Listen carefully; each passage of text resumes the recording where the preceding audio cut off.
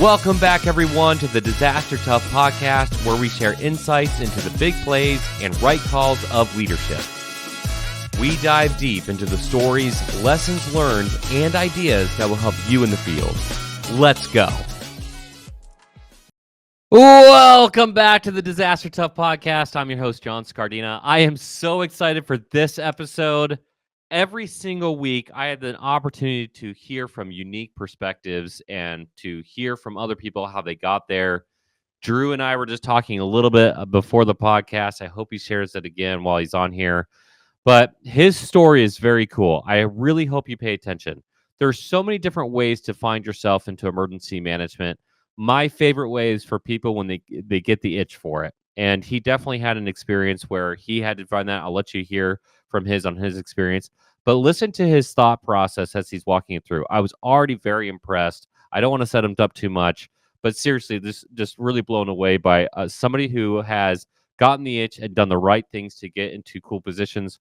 Right now, he is the vice president of After Action Review. He's a program manager there at JP Morgan Chase. So you can talk about how he got there. But without any further ado, Drew, welcome to the podcast. Hey, very good to see you, John. Thank you so much. Yeah, so let's talk. So I gave you that prelude, right? Like, you got the itch. Just to like right off the bat, for people who are like, what does an after action review program manager do? How does that a VP position? How does that all line up? Before we get into your personal background of how you got the itch, can you just state like who you are and what your perspective is right now? Absolutely. So once again, John, just thanks for having me. Very glad to be here with you today.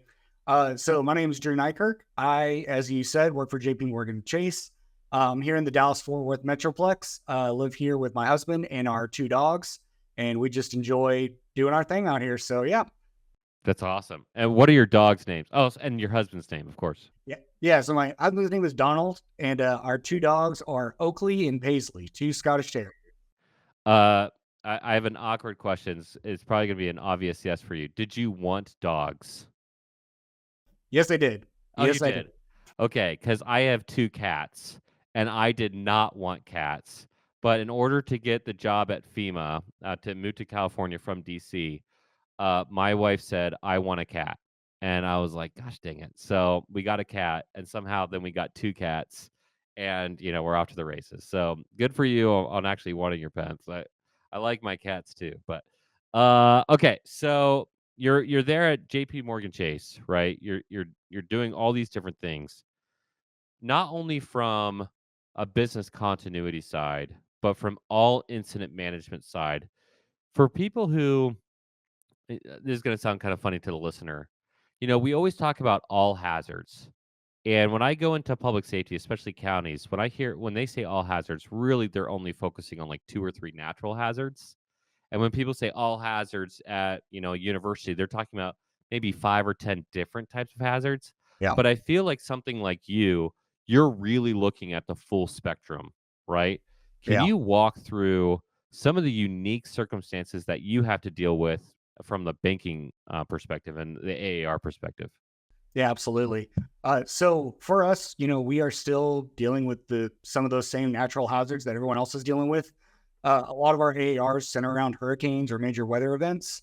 Last year, we did an AAR for, if you'll remember, when we had the wildfires in Canada, and then we had the Saffron and Orange in Chicago and New York. We did an AAR for that to see how it affected the firm and, see what we can do to do better next time. But yeah, it goes way bigger than that for us because we are truly a global company, which means that with operations on 6 continents, there's a lot of things that can go wrong. So we truly do have to be all hazards. We're talking everything from geopolitical risks and crises. We're talking technological failure. We're talking critical infrastructure failures. We're talking, piracy. How does that affect us?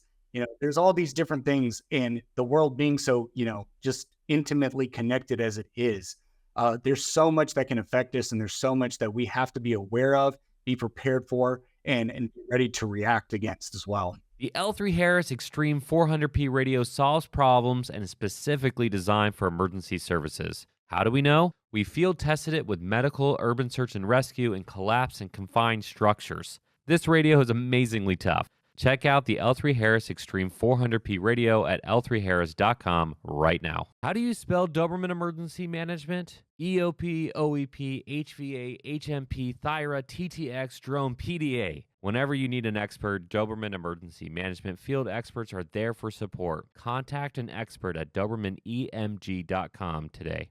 First responders, this is for you. From law enforcement to emergency managers, it's time for emergency services professionals to overcome communications issues. The Readiness Lab, in partnership with L3 Harris Technologies, is pleased to announce a free next-level emergency services training and exercise workshop. In the morning, we'll hear from 4 field experts. Pete Gaynor, former acting secretary of the U.S. Department of Homeland Security. Jake Shores, quality control expert, GMR, reviewing mass casualty incidents. Anthony Escoto, communications expert, enhancing multi-agency communications during complex coordinated response operations. Barry Moss, public safety expert, the London Olympic success, afternoon interactive exercise, mass casualty response at the parade, stressing communications. Gear provided by L3 Harris. And finish strong with our first responder networking event.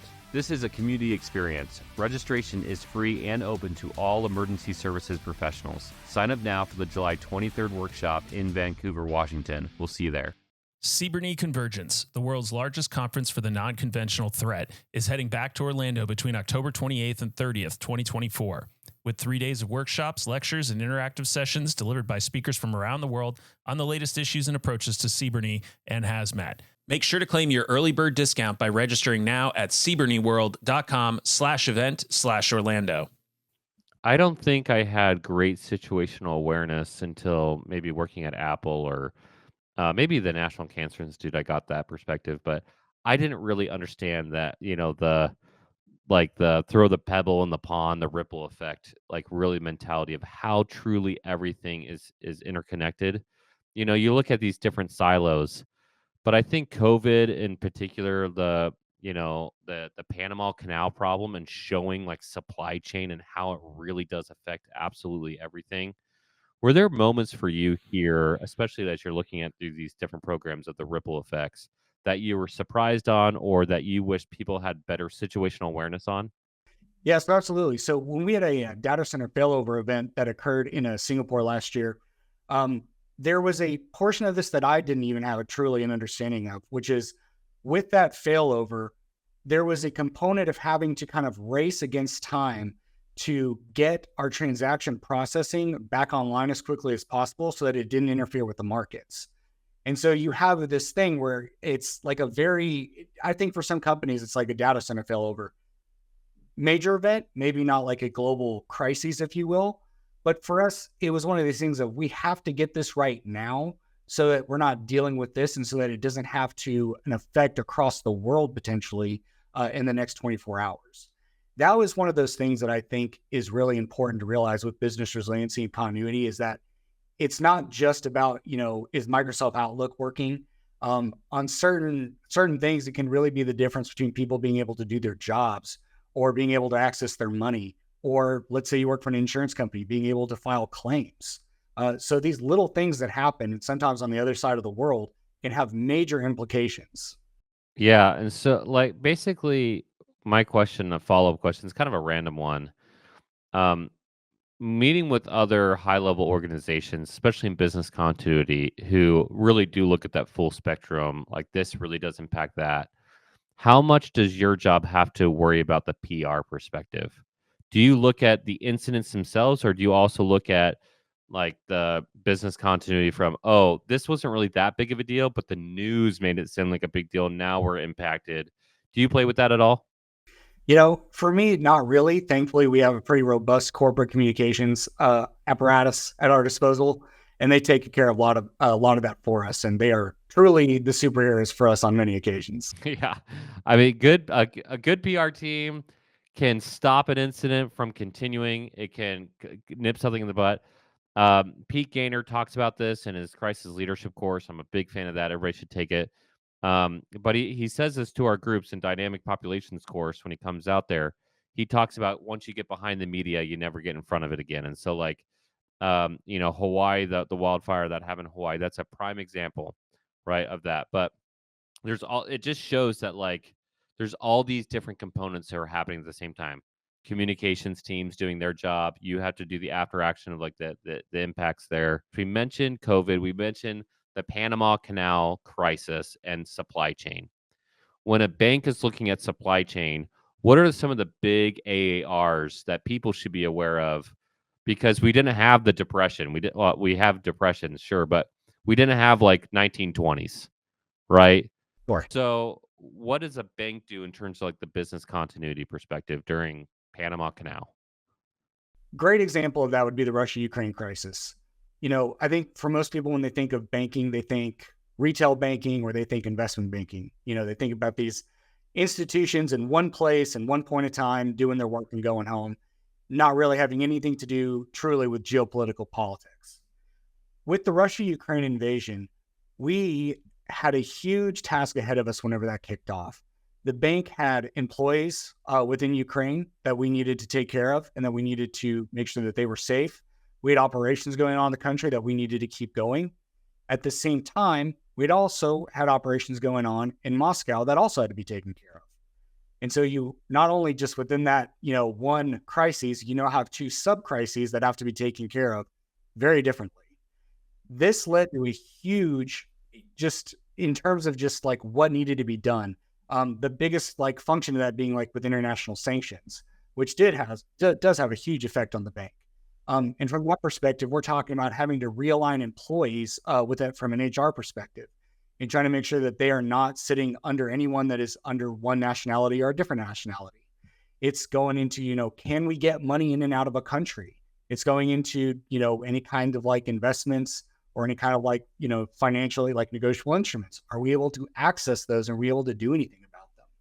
So for a bank, even from a geopolitical standpoint, they can have huge implications for us and in ways that, you can't even plan for. You really do have to be all hazards and kind of have that Semper Gumby mentality because there are just some things that you don't know are going to happen and you couldn't conceive of them happening and you still have to be ready to react to them. Yeah, I like that perspective of, Murphy's Law is real. Like things break. You can't plan for absolutely everything. And yet things happen and you have to be able to, operate as a team. You have to get things done. There's the idea of just like, well, that stinks, game over. Like that's not realistic. It's also not appropriate. Like you have to do something. I'm gonna scale way back. I'm gonna take this way back to kind of that teaser I did at the beginning, because you're talking about concepts that were not developed now.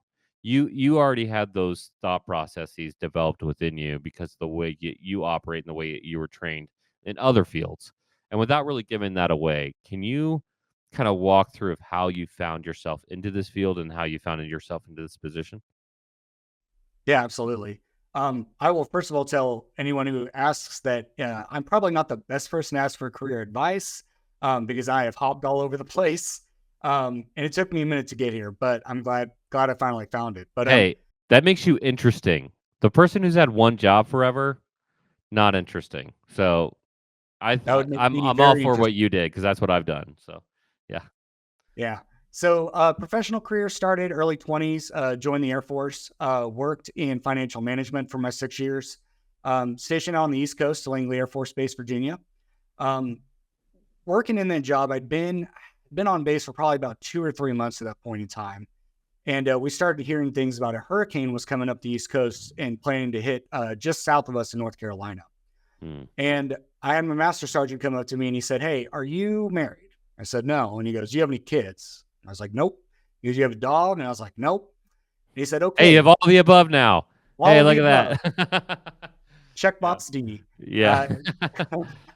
So he said, "All right, what we need you to do is you are going to stay behind when we evacuate this base. You're going to stay with this team while the base floods and goes underwater. And then whenever the water recedes, you're going to go out there and you're going to help facilitate the return back to operations for the base." And I am a farm kid from New Mexico. The only images I have in my mind of hurricanes are Katrina and Hurricane Andrew. And so when I'm thinking of this, I'm like, oh my gosh, I'm about to lose my car and everything I own. But hey, I'm serving my country. So let's do this. Go for it. Over the next like 4 or 5 days, that was probably the peak of my military time. I loved it. It was just getting put into these meetings where people were talking about things that questions I never even thought to ask. Like, what kind of equipment do we need?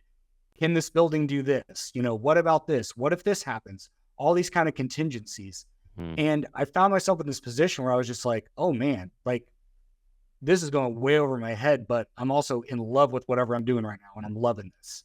And so we go through it, base comes back online. We get everyone back on post. And then you kind of get dropped back into your normal day-to-day routine. And I was like, man, I missed that. That was fun. Like, I wish this was a career. Like, it's too bad this isn't something that people can do as a profession. And it took me a couple of years before I realized, oh yeah, it is. Like, this is something you can do. And I loved it. And it's amazing that, like, thank goodness for your master sergeant, for real, right? And wow, kind of messed up that they asked about like all the other stuff, like whatever, because I was already married and like the whole deal when I was doing this. But like, thank goodness you said yes, and thank goodness that you wanted to be in those meetings. Seriously, huge hats off to you. There's people listening right now who I 100% know that they are nodding their head right now, because there are so many times that we've met other people who come from other fields who are said, hey, now you're in this role, you need to coordinate, and they're just sitting there and they're worthless. But the fact that you got in there and you're like, I love this, I want to help out, this is like the intellectual pool that you had in that moment. I know that the people that you were sitting across that table were very grateful for you to be in that room. Just the fact that you wanted to be in that room is huge. So thank you for that. Seriously. Yeah. Well, and I would say to that as well is that I think that there are a brand of people in this world who have that mindset, which is one of like, they are able to dive headfirst into complexity. And instead of being overwhelmed by it, they're just able to start breathing it in and say, I may not know what all of this is, but I want to know how it's connected, and I want to know how I can do something about it. And let me tell you, figuring that about myself earlier in my career and in my kind of professional life was a huge blessing for me, because it helped me to kind of guide my career in that direction. Because after the service, I ended up working for a nonprofit in Virginia that did affordable housing complexes for senior citizens and people with functional and accessibility needs. And I'll tell you that almost every day was a crisis there. But it was fun for me. For what a lot of other people would have been like, oh my gosh, every day here is just like a disaster. Like, what are we doing? Like, why can't this ever just settle down and be a 9-to-5 job? And you have someone like me who's like, no, let's do this. Like, come on. Like, what weird out of the box thing is going to hit me first thing in the morning? And I think you need that. I think there are jobs for that. I think there are people who need that for their careers. And I'd say anyone who's, working in, customer service roles, or if you're working in an IT firm, or, whatever it is that you're doing, if you're someone who has this kind of like desire to kind of like get into that complexity, get into that kind of chaos, and you think of yourself as somebody who like, hey, I think I could thrive in that environment, I would say look into it in whatever small way. Look into it. And let me tell you, emergency management, business resiliency, these are the kind of fields where we need people like that. That's like the mic drop moment. We're just gonna clip that, and like I'm just gonna play it literally every week. Like, it's the greatest call out. I tell people that mentality right there, what you just described as my version of what I like emergency management the best, like the puzzle piece chaos problem set of putting complex things together and watching it come together. I was never really a fan of like, oh, I'm going to be really careful of how I say this, everybody. I see value in preparedness fairs. However, response is where my heart's at. And I want to be an emergency manager who focuses on response, mitigating response, in response, recovering from response. My world is response. And, it's funny that you're like talking about chaos. Probably my two biggest problems as a kid, or as growing up, is that I was relentless, which is very annoying for a lot of people, myself included. And I felt more comfortable in chaos than in normality. I don't know why, but I've always been like that, and I should probably get that checked out. Wink. But the reality is, like, this field, like being relentless And being calm in chaos and be able to think, it's not for everybody. But if you are like that and you can think, then it's very helpful. I tell people all the time, if those are two things that navigate you, like you're describing, Drew, um, you'll probably be very good at emergency management. You'd probably be very good as a small business owner, because I wake up every day and I'm like, oh, what disaster? What's things burning now that I get to deal with? And I also think they'd be very good at politics, honestly, because of it. If you can, Possibly, yeah. you're right. Like if you could deal with those two things and you can remain a good person, which is basically impossible. You'd probably be pretty good at that stuff. Yeah. You know. Let me tell you this. A lot of this reminds me of one of my biggest mentors I have for my career is a guy named Ken Jenkins, who comes from the aviation crisis response world. He has a book called Resilience, where he talks about his time working at American Airlines, where during, I think it was the late 80s and through the 90s, where they responded to, I think it was over a dozen different aviation disasters, one after another. And Ken talks about in that role how he started in HR, and they put together people who were going to respond to these accidents. In his book, he talks about the experiences he had as they were having to do this while they built the program around them. And he talks about being in Chicago and responding to 9/11 and, a couple, I think it was the Little Rock accident as well. And having to go to people's houses and say, hi, I work for this company and we have unfortunately, killed your loved one. How can we help you? And I think that it takes a very specific kind of person to be able to do a role like that, and an even more special kind of a person to do that well.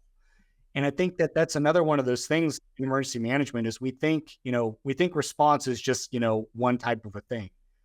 That emotional intelligence, that sensitivity, that ability to really connect with people is so important. And again, for people out there who, it's maybe you work in HR, maybe you work in customer service, and you kind of think to yourself, how could I get involved in this field that it seems just so foreign and outside of my realm of expertise? And to you, I would say that we need people like you. There are so many of these opportunities that are being missed in the field right now, where we're so focused on structural mitigation and we're so focused on, all these kind of large scale, disasters and what are we going to do about it, and climate change and resilience, and all these buzzwords and key themes and all this kind of stuff. And it kind of escapes us to a point, but there's this human element that is being missed that really needs to be, kind of driven back into the field. And it's this ability to connect with people. It's this ability to sit across from somebody and say, I'm so sorry this has happened. What do we do about it next? What's the next best thing that we can do for you? You're the mic drop guy. We're just going to call Drew the mic drop, When I think I was in front of National Guardians, I might have talked about this a little bit a few episodes ago. I was in front of National Guardians and they said, what is the biggest crisis in America right now? What's the biggest threat? And I said, I'm going to name the threat, and it's not that threat. And I'll explain why. And I said it was active shooters. Active shooters is the number one problem. Not because the data is saying that active shooters are the number one problem, because actually the data is showing that it's a very small problem. But I actually think the active shooter is a symptom of something far, far worse. And it's now being played out on all different kinds of scales. You have the extreme scale of gross narcissism causing murder, but you have the other scale of people are just being so focused on themselves, so selfish, that it's bleeding into everything else. Not my problem is a terrible thing to say. That's not my problem. You we're all interconnected. Things are interconnected. People are interconnected. And it is incredibly sad to me when there's been lots and lots of warning signs and nobody was willing to step up and just be like, hey, I'm going to take you out to lunch. I'm going to take you. I'm just like, hey, right now I'm not your boss. Well, I'm always their boss. Right now I'm not the boss. I'm not anything. I care about you as another person. What's going on? You don't have to tell me, but we can sit across and have a lunch together or whatever it is. And so you can do these micro transactions of kindness and taking care of other people, all the way through the big scale or large scale of the disaster response, of the emergency response. Business continuity. Um, I, I was having a conversation with somebody else about another corporation. Corporations, do they really care about other people? I'm like, yeah, they got the business continuity part, sure. But there's still people who work there, you know, men and women and fathers and children and, moms and the whole deal. People who drop their kids off at daycare, like the whole spectrum of people who are going through things. They don't want to lose their homes. They don't want to lose their jobs. They're just trying, just like you and me. And it's sad to me when people forget that. Like somehow I am unique by having hopes and dreams and concerns, but the other person, they're just a thing. That's very nervous to me. Anyways, I could talk about that forever, but caring No, about other people is huge. yeah, well, and I think and I'll kind of go back to this, that is the missing element, and I think of a lot of kind of today's emergency management is this human element. I think anyone who's ever sat through an EM training knows that emergency managers are probably some of the best storytellers on the planet, some better than others. But our field is particularly marked by storytelling. And I think you can tell a lot about an emergency manager by the stories that they tell. And it gives you a glimpse into how they operate as a person, what is important to them. And I think what you see too often with some EMs is you see people who are really, really excited about winning grants. And you have some people really excited about this new piece of hardware that we just, we acquisitioned. And then you have other people that are kind of have that more of that human element. The Tarrant County Emergency Management Coordinator here in the DFW area, a guy by the name of David McCurdy. I love anytime he does a training, and I love listening to him talk because he, more than probably anyone else I know in the EM field, gets it. He gets the human element because the stories he tells are always about how we helped a small group of people by doing, and then going into what they did about it. And it just gives you a glimpse into his mind and into his heart about what is important to him and what is the purpose of us in emergency management. And it's not to put out fires. It's not to respond to, these giant things. It's to help people. Like that is what this at its core is about helping people. And you can tell by the stories people tell, what is the real purpose of what they think they're there? Are they a functionary or are they here to help a community?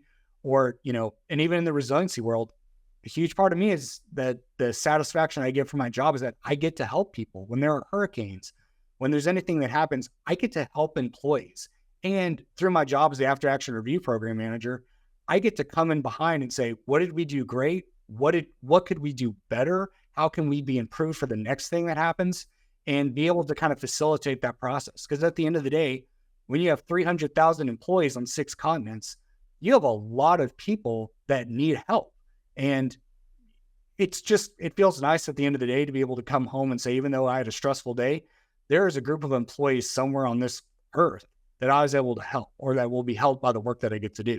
That's pretty sweet. I mean, and you're talking about a multilingual, multicultural, different needs, different perspectives, different wants, and yet somebody from far away potentially is trying to improve their life. How do you? It's amazing that you find satisfaction in that. Sometimes I talk to other emergency managers who, because they are removed 2 or 3 steps away from what they're doing, and ironically, it's always the local guy who actually can see the results, but they're like, I still feel far away from it. And then there's like yeah, they're like continents over. I don't even know their names, but how do you find the ability to stay connected to people when they're so far away and not see them as a number? Because we have that problem sometimes. It's like, I got to be mission focused, and they forget that human element to it. What reminds you to keep you like focused on that human element? I think it goes down to those kind of kindergarten lessons that we learned, golden rule and whatnot. But for me, it's that remembering that every name you see on a screen or any person that you see in a Zoom is a father or a mother. They are somebody's son. They are somebody's best friend. They matter to somebody out there. And that is, I think, one of the best ways that kind of keeps me level-headed in this role is to remember that even though I'm talking to somebody who's in another continent and there may be a cultural boundary there that maybe I don't understand. And so I'm trying to like push an idea on them and say, this is what we need to do. And they're coming back and saying, that's not going to work. It's being able to sit down and say, that person is somebody's son, that is somebody's daughter, that's somebody's loved one. They are valued. and the inputs that they are giving me have value because I'm not them and I'm not there. I'm not, at the end of the day, I'm not the person who's going to have to be dependent on the outcome of what I'm suggesting. And I think that is so important in our field, is to remember that it's more than just the grants, and this is more than 4-letter, acronyms and hosting events and, how many different, alphabet soup agencies did we get to come to the last event that our county put on? It's about people. It's about the people that we get to serve, the people that we have the privilege to serve. And that's private sector and public sector. At the end of the day, these are people that need help. And in many avenues, there's an expectation that we will help them. And so we need to be aware of that surroundings from an emotional and cultural level, so that we know how to best do that for them. Yeah, everybody has something to offer. It's a human issue. It's not a job related issue. I want to take it back to this last segment here, because I want to be respectful of your time, and I recognize where we're at with the time.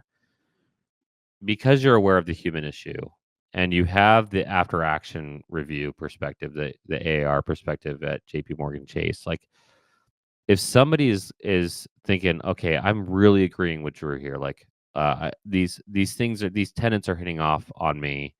I want to get into X job. I want to be that guy who can be able to make big decisions 6 continents away, which is pretty cool, by the way. You're not flexing, but that's a kind of a huge flex, by the way. It's pretty sweet.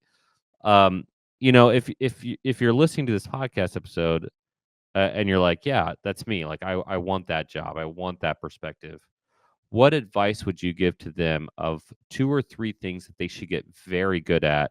Not just the human element, we're aware of that, but in terms of the job skill set, what are the skills needed to do what some of the things that you do?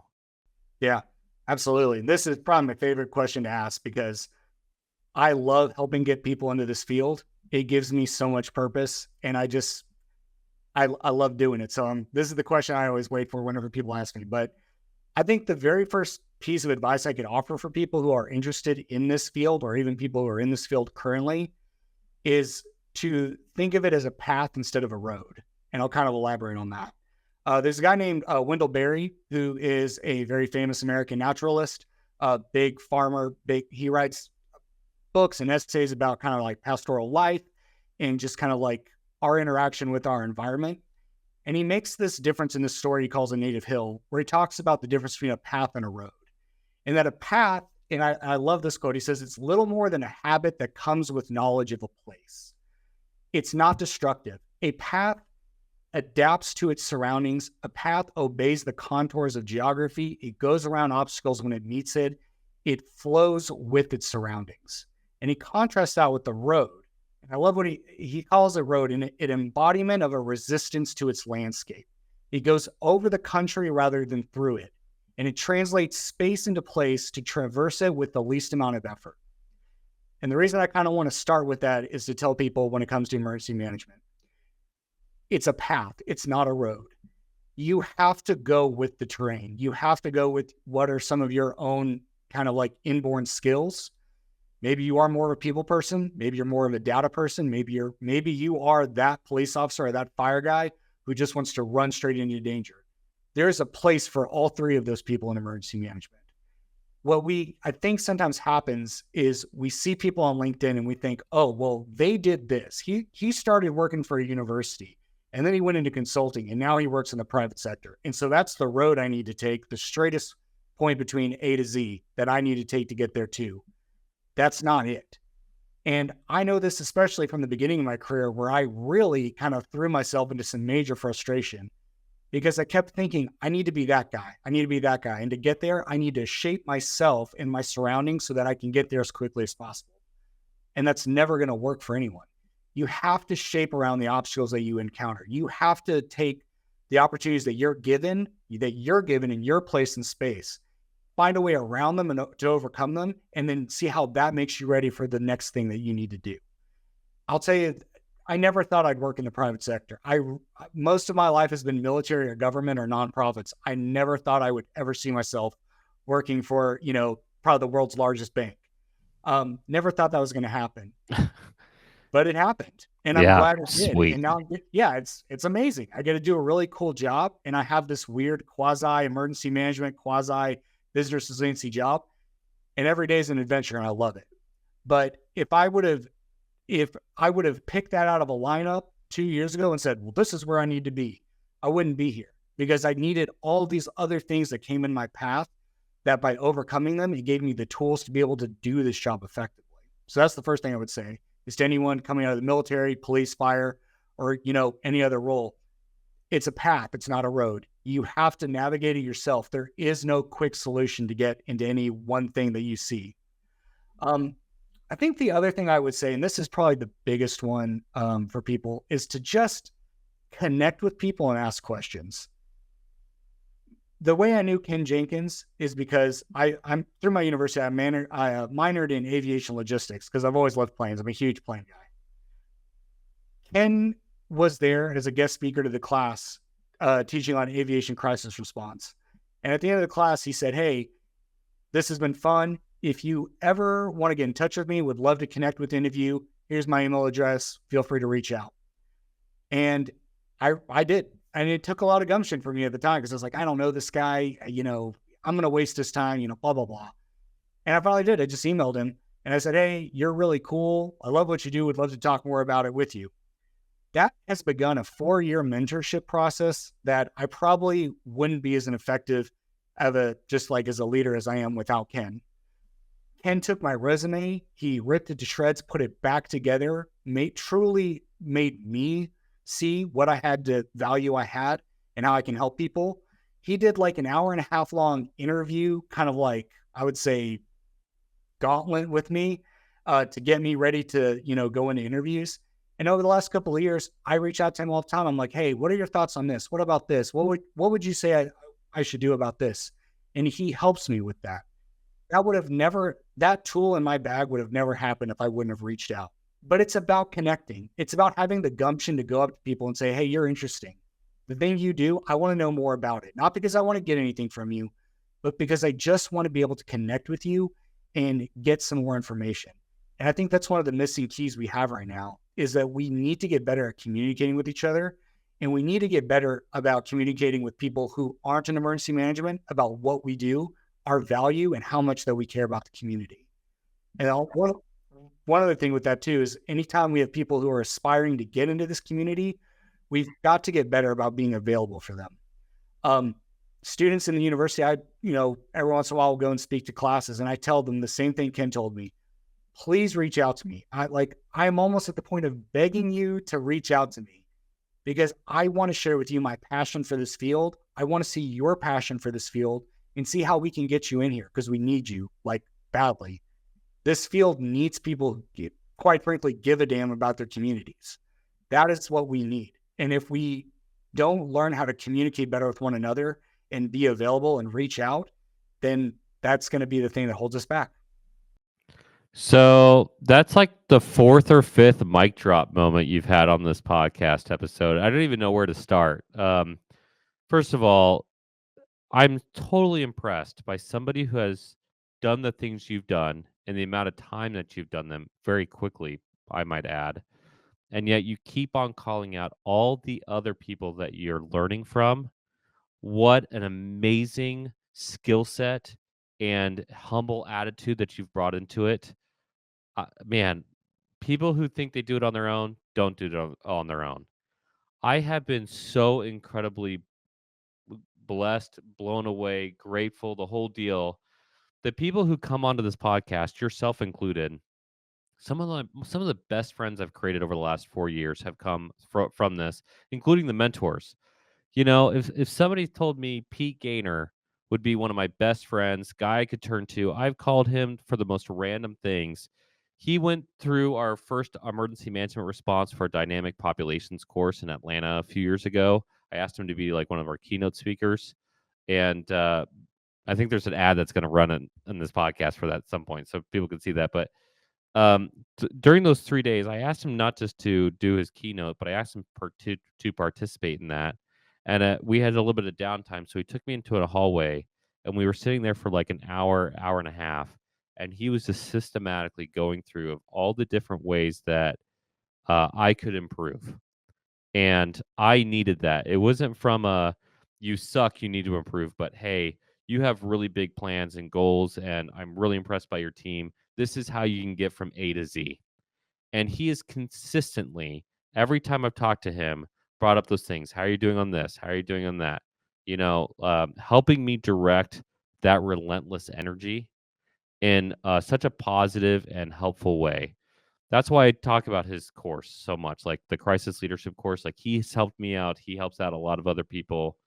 But it's amazing to find people who have done great things who are still humble. I talk about Steve Johnson the same way. He was my professor at Georgetown. Now he's one of the instructors at DIPOP. I've talked about Walt Lewis. Again, somebody, incident commander, yet instructor at DIPOP. All the DIPOP instructors are people essentially, I'm like, so blown away by the servant leadership attitude that are technically in other fields most of the time, right? Like if you can find people, and this is really for the audience listening in, if you can find people who have done the job, who are humble, and you have, the Drew Neikirk, perspective on life of getting enough guts to email them and say, hey, can I learn something from you? You will excel in ways that you've never thought were possible. I think Drew, yeah, he agrees with that. I that's definitely been my story. Um, you know, I have met people who have done really great things, 2 or 3 really cool things, and all of a sudden they think they have a monopoly on all things, and that hinders them. And when you can keep that attitude of like, I want to learn from you. I genuinely like podcasting because like I like listening to people. And I really hate hearing myself after I record, but in that moment, I just like talking and figuring that out. So, Drew, thank you so much for coming on, for letting me learn from you and your perspective. I know that you're helping out other people, but just by being here, I hope this creates a great friendship between us. I'm going to make a very hard pitch to you right now and after this that you have to come to my training in October for DIPOP because I think you'll love it. And it's the same thing, like that interconnectivity, interoperability component. We need voices like you out there. We need you to participate with us, and I do hope that you can join us in October or some other time with us for sure. Absolutely. Sounds great. So, yeah, any last words, advice, things that you could get to the field? Your 6th or 7th mic drop that you want to provide to us. The last thing I would say is for all of the emergency managers out there is find somebody to mentor, and they don't have to work for you. Be available. Find one person who has that thing that you recognize in them for greatness. Mentor them. It doesn't have to be some formalized thing. Take them to lunch, take them to dinner. I have a couple of former interns who I still keep in touch with. Be that person for somebody. Whenever you have those hard days at the office and you don't think that anything's ever going to go right, have that one other thing that you get to go and feed into, because it'll feed you right back and it'll give you what you need to sustain you through this job. Great call out. Not just find a mentor, but be a mentor. Be a person who cares about other people. Great call out. I'm going to be super cheesy. If you care about this episode, you got to give us a 5-star rating and subscribe. I hate saying that every time, by the way. Every single time, it's the worst, but it's true. It's the easiest way for us to see if you've had value in this episode. We like to see results and response. If you've figured out something that's worked for you in the field, please let us know in the comments. If you have a question for Drew specifically, you can email us at contact@thereadinesslab.com. We'll pass it over to him. And honestly, if you've been in the field, and this is going to sound kind of weird way to end this, but Drew was right earlier. Everybody has value, and you mean something to somebody else. If you're in a job right now where you don't think people are paying attention to you and you're feeling exhausted and lonely, please reach out to the field. Please reach out to us. There's lots of us who've been through those moments, those dark days, those dark months, even years. I definitely had those moments. And so just think about other people, think about yourself. You have value. And with that, we'll see you for the next one. Peace.